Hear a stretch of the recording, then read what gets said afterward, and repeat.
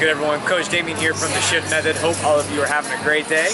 Another athletic-based YouTube video for you. Today I'm going to go over some of my top linear speed drills. We've already talked about linear acceleration, so I'm going to go over some nuances of how to develop good speed going straight forward and some of my favorite drills that I like to do to help reinforce that. And as always, if you enjoyed this video, please be sure to like, comment, share, and subscribe.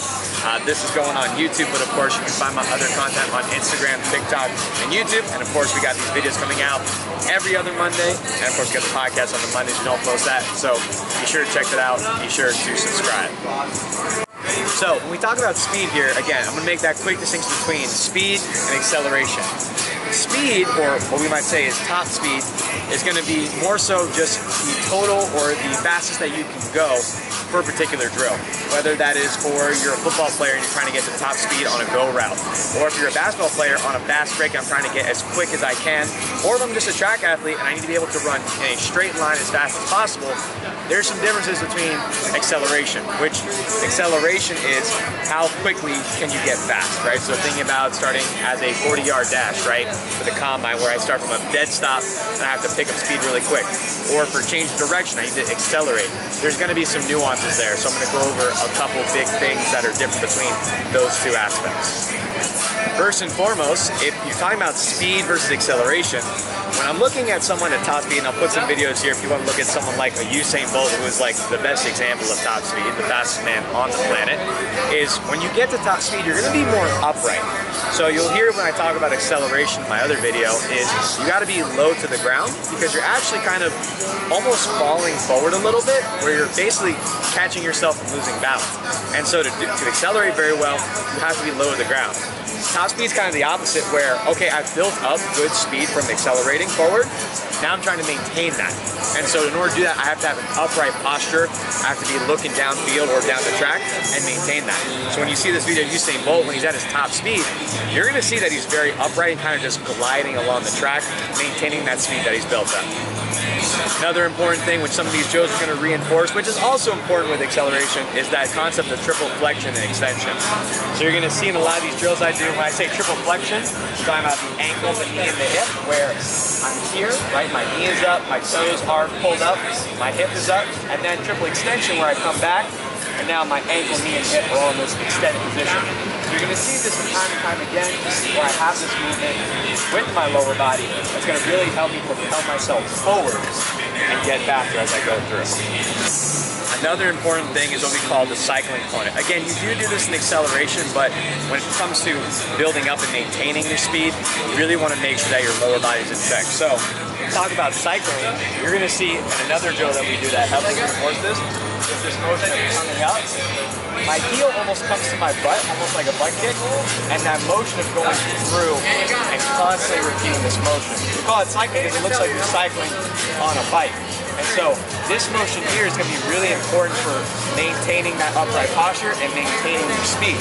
Oftentimes you see athletes just kind of go here and get lazy with it, or their toe is constantly pointing forward, or they're overextending. I want to make sure I have a good upright posture, I'm cycling through, and I'm maintaining that movement so I can best maintain my speed as I'm going down the track, as I'm going down the field, whatever your athlete is doing. Last but not least is what's going on with your upper body and your hands, right? Of course, the lower body is where it starts, but then some nuances with the upper body are going to be important as well. With the acceleration, sometimes you might have longer arms when you start, right? You watch people in the combine or off the 100-meter dash where they have these very long, exaggerated arms in the beginning. But when they get to their top speed, they more or less have more compact arm swing. I've always taught cheek to cheek, so when you're coming up, your thumb or the palm of your hand is going up to your cheek of your hand, and then you're coming down, and you're going to the cheek on your butt, or some people say in your holster, right? So I'm here, going forward and back. And it's not from the elbows, so that's a big thing people forget. I'm not chopping, it's from your shoulder, coming up and pulling back. So this motion here is going to help also propel you forward, making sure the upper body is upright, the arms are cycling, or the arms are flexing forward and back, and the lower body is cycling while you're going through. So those are kind of the main concepts. Now we're going to go ahead and jump into our warm-up for today. A lot of things you've seen are similar, but just going to kind of let y'all enjoy the music, get my lower body and upper body right, and then we're going to jump into the drills. Let's jump into it. Fuck a pigeonhole, I'm a night owl, it's a different mode. I'ma have to make a paint of 6 on a pinky toe. Heard you with a shooting guard, just let a nigga know. I would have you courtside, not the middle row. All good love in a minute though. I can't stress about no bitch cause I'm a timid soul. Plus I'm cooking up ambition on the kitchen stove. Pot start to bubble, see the suds, that shit good to go. Whole sound suave, but I can't get recalled. Bro think he John Wayne, I bought them Yellowstones. Love the way they hang, babe. Fuck the silicone, everybody fake now. You could crack the code, bust down everything. Set in rose gold, dread talking to you niggas like I'm J. Cole. I could tell her head good before I even know. Bitch, don't tell me that you model if you ain't been in vogue. Gotta throw a party for my day ones. They ain't in the studio, but they'll lay some. Rest in peace to Drama King. We was straight stunned. Y'all don't like the way. Alright, so now that we're warmed up and ready to go, first drill I'm going to dive into is going to be the sled run. Now there's a couple nuances we got to think about here. First and foremost, there are a lot of different ways you can do a sled run, right? I can apply a belt around my waist and have it behind me. I can go low, I can go high. There's a lot of different ways you can do it. The way I'm showing is how I typically like to start out, because I want the athletes to focus on producing force and worrying about their lower body as opposed to worrying about what their arms are doing. That'll come later, okay? I need to teach people how to put force into the ground, and so I want to limit as much thinking as possible. So by holding the sled with your arms, you don't really have to think too much about what my body is doing. Especially for a lot of young athletes who are like, okay, coach said I gotta be, cycling, I gotta move my arms properly, I gotta be upright. A lot of times it's too much to think about. So we're gonna start here with the sled, high position, arms are straight. The other thing to think about too, like I always say, with speed, acceleration, any power-based exercise, I need to move quickly. I'm only doing a 45-pound weight on the sled. Sled maybe weighs, 30, 40 pounds, so it's nothing too crazy. If the sled is so heavy that your athlete is moving slow, is there a time and place for that? Sure. But for speed development, I needed to move fast. So don't be overloading the sled. You'll read different places say maybe like a quarter to a third of their body weight is a safe place to start. Find out a way that the sled can move quickly without making your athlete have to work so hard that they're just kind of moving through, molasses where they're not going anywhere, okay? Now that we got that down pat, let me show you kind of the breakdown of how it goes, and you can watch me do it a couple times. So again, coming over to your sled, and a safe distance, anywhere from about 10 to 20 yards. You want enough of the distance where they can pick up good speed. So I don't want it to be like 5 yards where it's too short. But obviously I'm not going to do it for 100 yards because I'm not doing a 100-yard weighted sprint. Again, hand position wise, I don't want to be super low because I'm not working on acceleration here. I want to be a little bit more upright to kind of mimic what I would use speed-wise. I'm not going to be super tall, of course, because it is a sled. I need to be a little low. But finding that balance of not being too upright and not being too low, I'm somewhere in the middle. I'm going to keep my arms straight, and I'm going to practice just driving as much force into the ground as possible, getting as quick as I can. We got some cones down on the turf, about 15 to 20 yards, so that's what I'm going to be working with. I'm just going to go through a couple of different drills, so enjoy this. My money don't sleep, I'm slow to speak. For the whole P, it's holy. Take 250, right overseas. I'm a ghetto superstar like I'm ODB. My closet clean, rock everything. Okay, so the next drill I like to do after my athlete feels comfortable with getting the mechanics of producing a lot of force into the ground is now I want to get the upper body involved a little bit more so it looks more like a sprint. And so I like to do the resistance band or rib sprint. I think bands get a bad knock because for whatever reason they're associated with easy exercise or lightweight. If you get the right band or you get enough distance away from the anchor point, you can get 40, 60, 80 plus pounds of resistance from a band. So don't think that bands are quote unquote easy or it's not a resistance-based exercise, because it is. So again, arms weren't really involved that much in the sled. Lower body is producing force. I got that down, so now I'm gonna move on to where my arms are involved. With this, it'll probably be for time. 10 to 15 seconds is usually a good amount of time.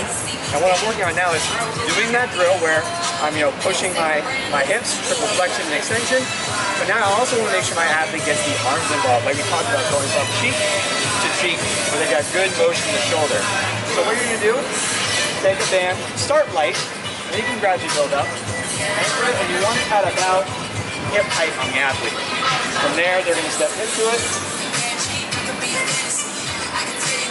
Make sure it's comfortable, right around the waistline, and then they're gonna come out so they get a decent amount of tension.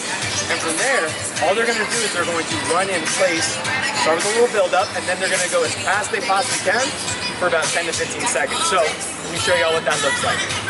He wanna shoot it, shoot it, shoot it, let it ring. Take everything and flee the scene. Real red fiend, ready for anything. My young niggas still they popping off. High tail and drop them off. Internet they tough as hell. Outside they cotton soft. Drink got a nigga high as hell. I was down there nodding off. Floor seats I be fly as hell. Wrist frost I could buy a loaf. 350 my service fee. An extra one is courtesy. Had the phantom out. Well, that's what I like to do. It can also be used a little bit as acceleration, but this drill is really to enforce that concept of triple flexion and extension like we talked about. So again, if you look at me from the side, that's the action of coming up, and my knee, hip, and ankle are all flexed up, and then going to a point of extension here. So this drill is called the dead leg sprint or the dead leg drill. You want to set about 5 or 6 hurdles. They're different sizes here, that's okay. It's more so just a physical cue, because if I hit it, I know that I'm not bringing my hip up high enough. So what you're gonna do is you're gonna keep one leg straight and extended phase. The other leg is gonna go through kind of that cycling motion over every single hurdle. I'm gonna show you first what it looks like slow, and then how you pick up speed from it, just to get out of the hurdles. And then I'm gonna show you what it looks like to actually come out of the hurdles and go into about a 5 to 10 yard sprint. So let me talk you through it first. This is one of those drills where I always tell, like when I'm posting a complex thing like this, slow, even quarter speed, half speed, and then maybe 3/4 and full speed. So you want to break it down for the athlete. I'm just going to go in slow motion right now. So, leg that's on the outside of the hurdles, it's straight. I tell my athletes, imagine like you're stuck in a knee cast where I cannot bend my leg. So I'm literally here, leg is straight, and I have to walk this leg like it's stuck in a cast. The other leg is carrying through and cycling over the hurdles. Here's what it looks like slow. Coming up, leg is stiff, moving that leg, up, down, up, down, up, down, up. And I'm going through while this leg is kind of just floating forward. The other leg is always doing the motion. One more time to show you that. Same thing, so I have a couple steps away. Walking up, get that movement down, cycle, cycle, cycle. Arms are still moving as well. Move my way through the parties, okay? Now I'm going to show you what it looks like faster and faster as we go through. Let's break it down. Out in London, told them close the curtains, please. And she be with me every week. Miami Beach with dope B off a T. New Fazos on, crease them up, my Maybach creeping up. They don't pat me down at no club, I gotta keep it tucked. All the gang time. And that's it, everyone. I hope y'all enjoyed the video for today. As always, please be sure to like, comment, share, and subscribe if you enjoyed it. You can always find the content on Instagram, TikTok, and YouTube. Daily content as well as the YouTube videos that come out every Monday, and the podcast on every other Monday. Hope y'all enjoyed. I'm coming to y'all from John Neal's Gymnasium, and I'll see you in the next one. Later.